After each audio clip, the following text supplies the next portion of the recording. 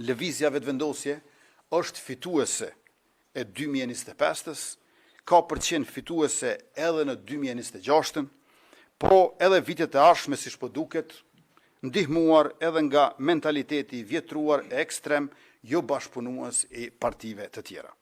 Sidoqoftë, kurdoherë e në çdo rast, ne jo vetëm që jemi të gatshëm për zgjedhje, por jemi edhe të përgatitur për to.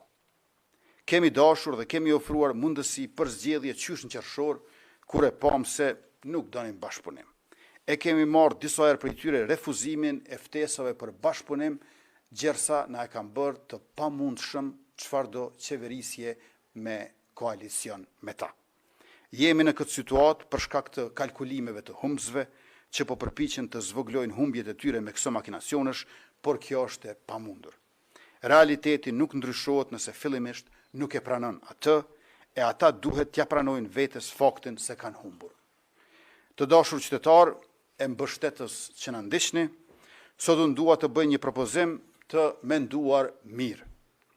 E bëj këtë propozim jo për të bërë lëshim, sepse rregulli i demokracisë thotë që subjektet vendosin vetë, e për lëvizjen vetëvendosje as nuk vendos dhe as kur nuk ka për të vendosur ndonjë subjekt tjetër. Megjithatë, pas diskutimesh të zgjeruara e të thelluara në kryesinë e lëvizjes sonë, unë do të propozoj sekretar i lëvizjes vetëvendosje që jam, që mandatin e dytë për krijimin e qeverisë t'ja japim nën kryetarit, aktivistit, shokut e mikut ton të afërt e fort besueshëm Glauk Konjufsa.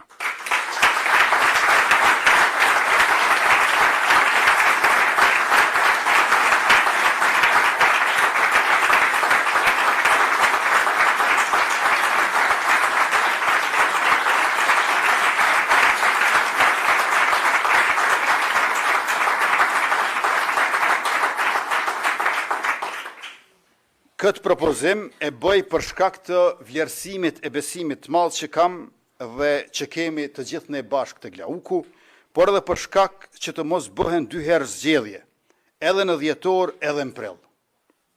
Le të vazhdojmë me kabinetin e njëjtë që kam propozuar, unë marr vendin e Glaukut e Glauku timin, siç edhe jemi dakorduar mbrëm në kryesi bashkë. Le të votohet më pas buxheti i shtetit e buxhetet komunale, le të votohet plani i rritjes së bashkimit evropian për fonde të vlefshme, le të bëhen disa punë të domosdoshme e pastaj shkojmë në zgjedhje. Ja pra, po ja japim mundësinë opozitës që t'ja kursej vendit dy palë zgjedhje, sepse mjafton një herë në prill, kur paraqitet çështja e presidentes.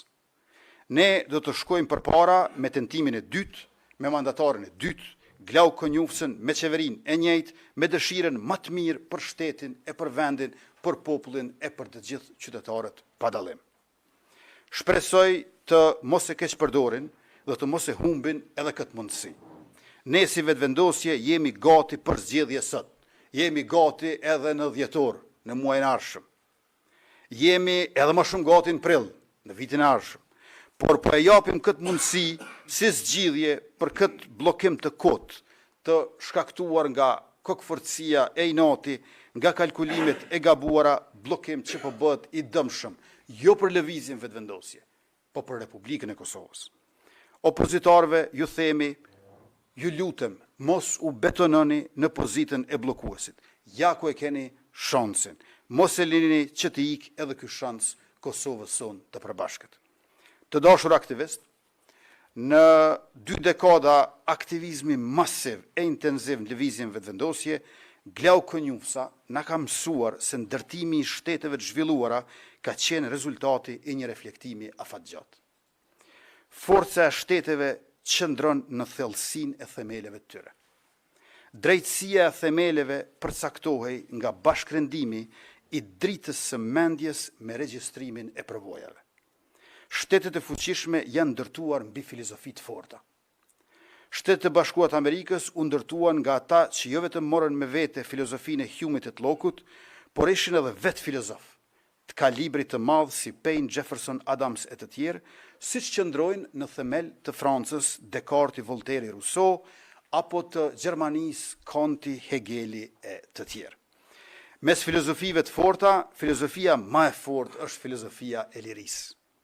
Glauku nuk është filozof vetëm me formim universitar, por është dy fish i ndërtuar. Mishërim i filozofisë së lirisë si aktivist politik dhe i studiuesit të filozofisë si politikan shteti. Simpatizant i Hegelit, edhe ashtu siç e kuptonte ky lirin, Glauku është angazhuar gjithmonë për ndërtimin e realitetit të Kosovës sipas konceptit.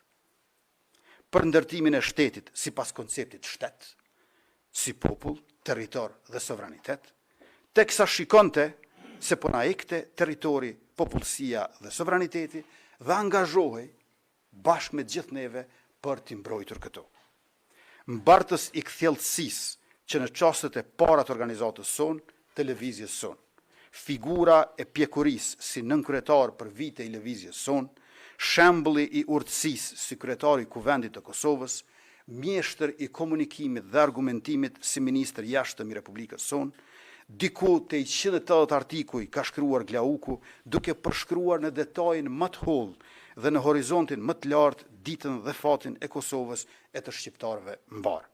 E në ato qindra artikuj, fjalime dhe konferenca, Glauku që prej vitit 2005 ka përshkruar në detajin më të hollë dhe gjithashtu në horizontin më të lartë të dhënën sociologjike dhe kulturore, politike dhe ekonomike, geopolitike dhe historike. Në këto përmasa, reflektimi ai ka treguar se çfarë i nevojitet për caktimin e fatit Kosovës. Ne jemi me fat të padiskutueshëm që kemi njohësin e mrekullueshëm të historisë të largët e të afërt. Ne jemi me fat që kemi njeriu bujar në miqësi e në bashkëpunim. Filozofi, histori, drejtësi, mendje ndritur e jona, të cilën ja rekomandojmë dashurisë sonë Kosovës.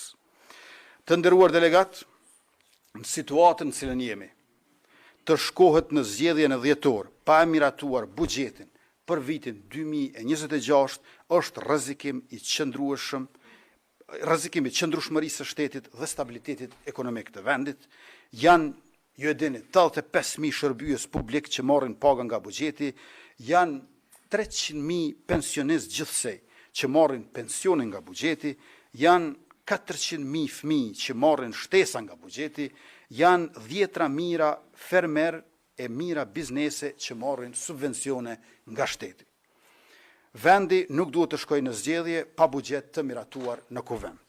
Aq më pak kur qysh në fillim të vitit ardhshëm e kemi të pasgjidhur edhe çështjen e zgjedhjes, përkatësisht rizgjedhjes së presidentes. Nëse kjo sfidë nuk arrihet të tejkalohet brenda afatit kushtetues, vendi duhet të shkojë përsëri në zgjedhje të reja. Por pa buxhet të miratuar, nuk do të mund të mbashin as zgjedhjet. Kësaj vendi do të futej në një situatë pa precedent nga e cila askush nuk e din se si mund të dilet. Do të ishte pa përgjegjësi e thellë të shkohet në zgjedhje pa buxhet të miratuar. Argumentimi i opozitës për mos miratim të buxhetit që ne kemi proceduar në kuvend është se nuk duan ta trajtojnë buxhetin e një qeverie në detyrë. Ky argument bëhet i paqëndrueshëm përballë faktit se në vitin 2020 ne si lëvizje e patëm votuar buxhetin anëse ishte dorëzuar nga qeveria në detyrë e udhëhequr nga Abdullah Hoti vetëm që të mos rrezikohej stabiliteti ekonomik i vendit. Një mirëkuptim i tillë që vendos interesin shtetëror para mlefeve e inateve e interesave partijake, ashtu siç bëm ne në vitin 2020, aktualisht po i mungon opozitës. Prandaj caktimi i mandatarit të dytë në këto rrethona bëhet domosdoshmëri.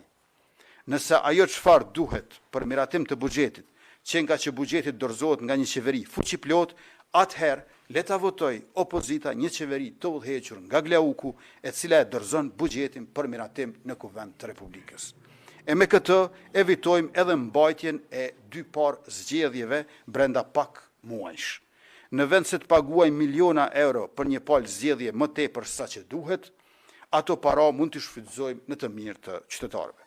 Pra, ky veprim i yni për mandatarin e dytë është në funksion edhe të miratimit buxhetit, i cili siguron pagat, pensionet dhe vazhdimsinë e pagesave që mbështesin ekonominë e vendit, si dhe eviton shkuarjen në dy palë zgjedhje njëra pas tjetrës në kohë shumë të shkurtër. Me këtë veprim, Ne si lëvizje vetëvendosje edhe një herë tregojmë se interesi i shtetit për ne vjen në rend të parë secilën herë, çdo herë. Ju falemnderit shumë për vëmendjen dhe më lejoni që të kërkoj miratimin e Këshillit të Përgjithshëm të lëvizjes vetëvendosje për ta dërguar emrin e Glau Konjufsës te presidentja e Republikës Vjosa Osmani për tentimin e dytë për formimin e qeverisë së Republikës Kosovës. Faleminderit edhe një herë.